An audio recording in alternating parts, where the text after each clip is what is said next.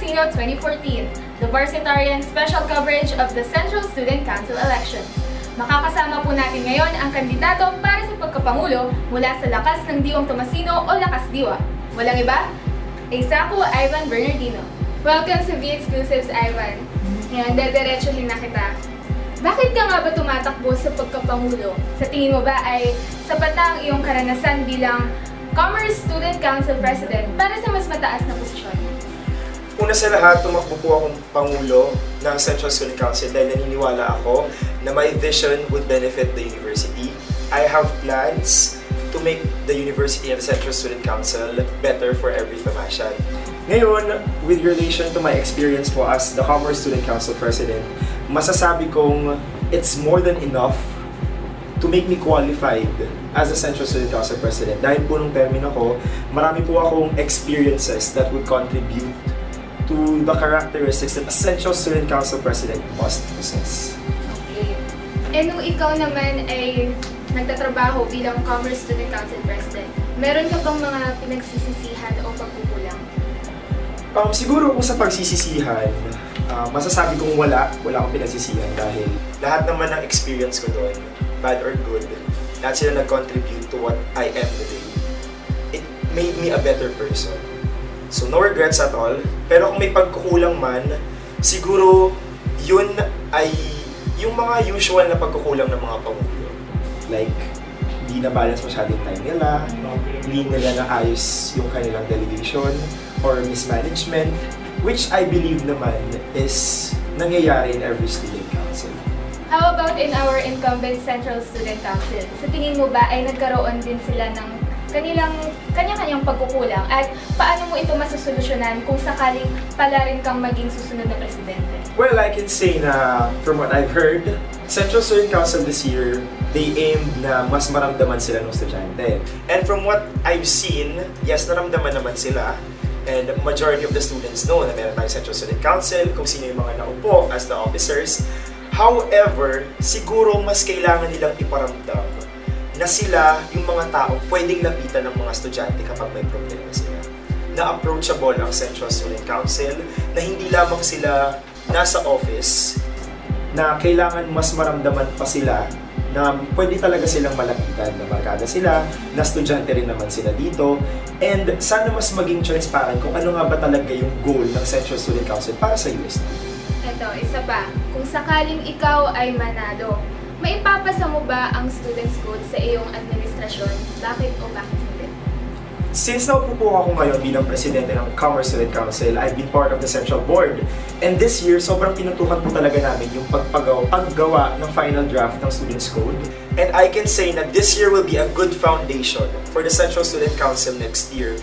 Kung sakali mang hindi siya maaprubahan this year, hindi siya maipasa, masasabi ko pong kung ako man ay nahalal bilang Pangulo, magiging madali na lamang ang pagpasa ng Students' Code sa aking administrasyon. Ano naman ang iyong mga plataforma o proyekto na sa tingin mo ay makakapagkumbinsi sa mga Tomasino para iboto ka? Una sa lahat, I envision the Central Student Council in the next school year to be more student-oriented. To be more oriented sa students' needs. Dahil naniniwala ako na yun yung pinaka-function ng Central Student Council, which is to cater to the basic needs of the students. Ngayong taon, gusto ko sanang ihandog sa kanila yung students' rights system na naglalayong mas paigtingin o mas ipaglaban yung karapatan ng mga estudyante. Dahil napapansin ko po na sa bawat kolehiyo, wala namang matibay na grievance system, wala namang matibay na grievance committee, and most of the time, napapabayaan na lang yung mga hinaing ng mga estudyante. Na-experience ko po yan sa aking student council, and alam ko po yung pakiramdam. Kaya ayoko na po siyang maulit sa susunod na taon. Nandiyan rin po yung Tomasian Leadership Program. Dahil naniniwala po ako na ang bawat tao ay liderato. And most of the time, they're not given a chance to develop their leadership skills. So, sa susunod po na taon, magbubukas po kami ng pinto para sa lahat ng Tomasinong nagnanais maging liderato dito sa ating universidad. Ngayon, meron naman tayong katanungan mula sa Tomasian sa Twitter. Galing ito kay Harold Rory. Ayon sa kanya, as a student officer, many will judge your leadership capabilities. How will you handle criticism? I've been a public relations officer nung ako ay second year. And of course, as we all know, the Public Relations Officer will serve as the face of the Student Council. Sa kanya talaga yung mga reklamo. Siya yung unang makakarinig kapag may problema, kapag may hindi nagustuhan yung mga estudyante. And from that experience, mas alam ko kung paano talaga i-handle yung criticisms. It's all about not letting it get into your head, not letting it get into your heart. Manage it, think of it as a case. Isa lamang itong problema na kailangan mo solusyonan. And huwag mo siyang pe-personalin kasi trabaho lang naman ito eh. And of course, kapag naupo ang presidente, naupo sakali man, wala naman po talagang taong perfecto, laging may masasabi yung mga tao.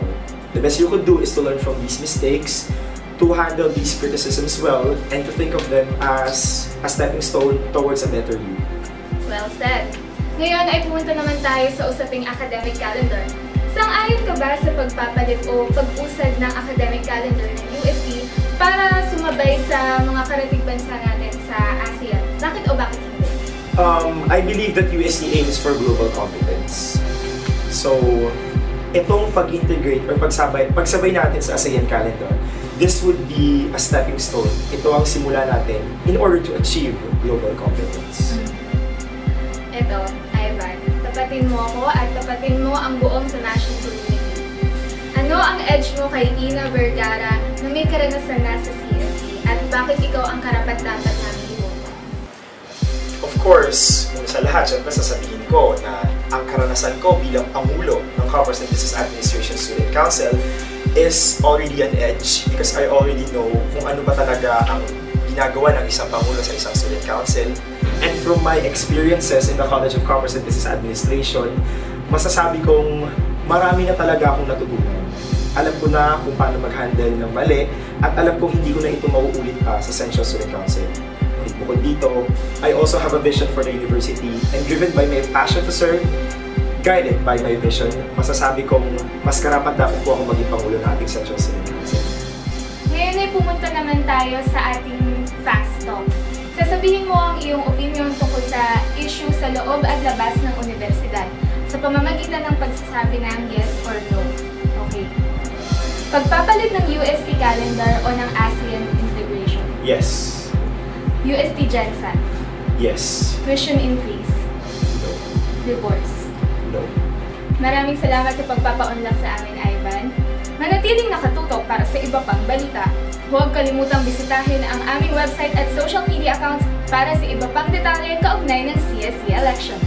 Tomasino, patuloy mong kilatisin ang mga kandidato dahil ikaw ay matalinong mangboboto at karapatan mong bumoto para sa pagbabago. Ito po si Jenna Tere para sa V-Exclusives Boto Masino 2014.